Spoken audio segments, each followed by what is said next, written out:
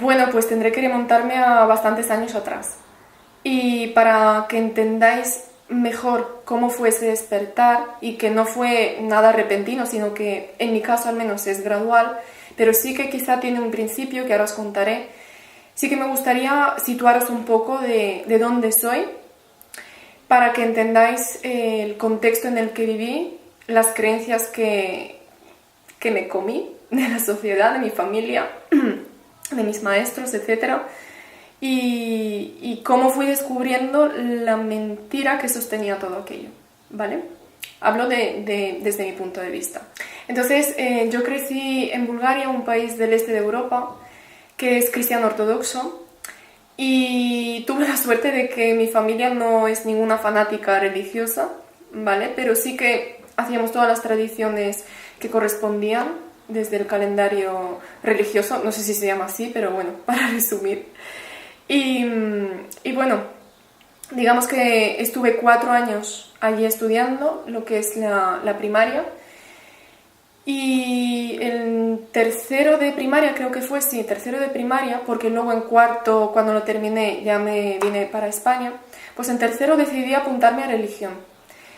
Y en religión, bueno, os tengo que contar varias historias porque me marcaron muchísimo y bueno, ahora lo entenderéis.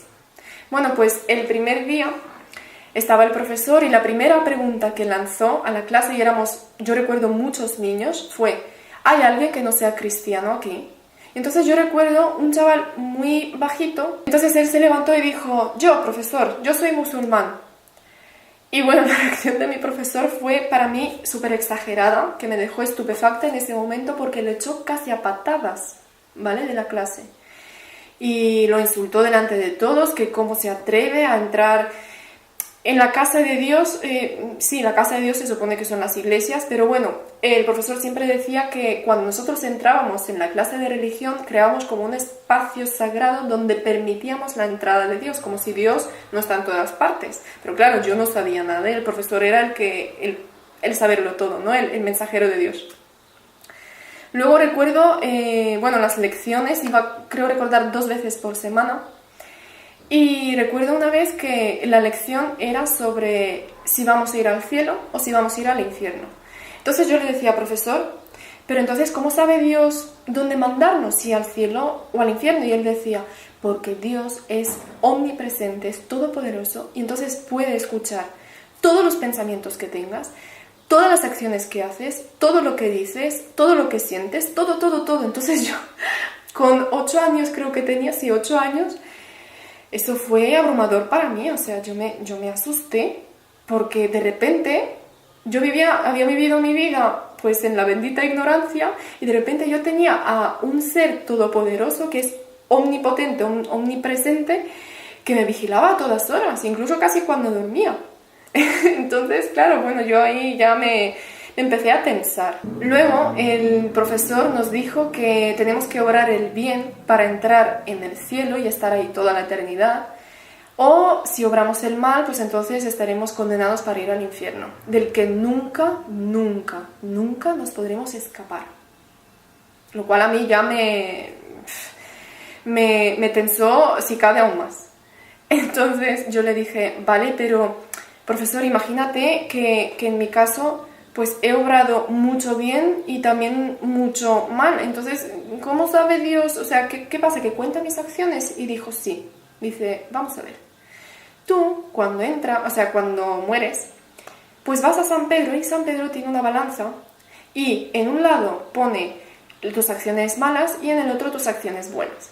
Entonces, si empieza a pesar más en las acciones buenas, tranquila, que te vas al cielo y tienes tu lugar asegurado. Ahora bien, si pesa un poquito más en las malas, te vas al infierno.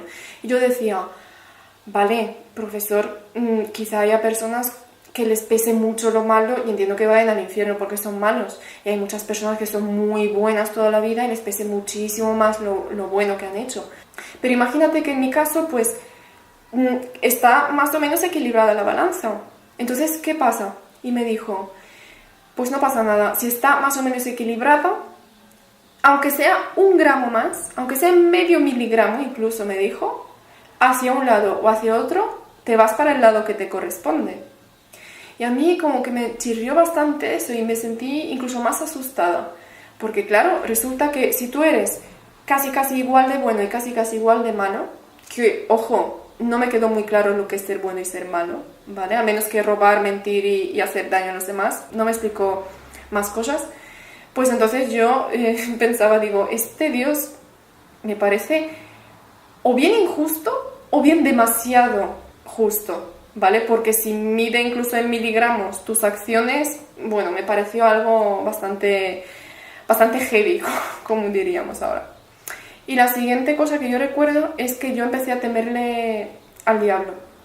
Recuerdo un día que se fue la luz en casa, yo estaba sola y no sé si llevaba ya un año en religión y se fue la luz y ni siquiera era de noche. Lo que pasa es que yo le había puesto cara al diablo en mi mente y casi lo recuerdo físicamente a mi lado esperándome, porque decía, tú eres mala, tú por mucho que te esfuerces, tú vas a venir al infierno. Y yo sentía mucho miedo y apenas podía dormir, y esto lo digo muy en serio, ¿eh? Una niña de 8 o 9 años que no podía dormir por miedo al diablo y que no entendía cómo el profesor de religión explicaba que Dios era amor y al mismo tiempo Dios castiga si no le haces caso y te puede mandar al infierno si no obras el bien, según Dios. Y otra cosa que me quitaba el sueño era que realmente el concepto de eternidad a mí me abrumaba muchísimo, me sobrecogía muchísimo a nivel mental y casi incluso físico, porque yo decía, vale, puedo estar una eternidad en el infierno y claro, lo típico que sale en las películas, pues con llamas, con dolor, con sufrimiento, todo el mundo gritando y sufriendo, ¿no? Y decía, vale, pues estoy la eternidad, las puertas del cielo están cerradas porque he obrado más mal. Pero luego digo, claro, pero si voy al cielo, ¿cuál es el propósito de estar en el cielo siempre, sin ningún fin? Claro, nuestra mente humana, yo entonces no comprendía que o nuestro cerebro, mejor dicho, está capacitado para entender las cosas que tienen un principio y un final, ¿verdad?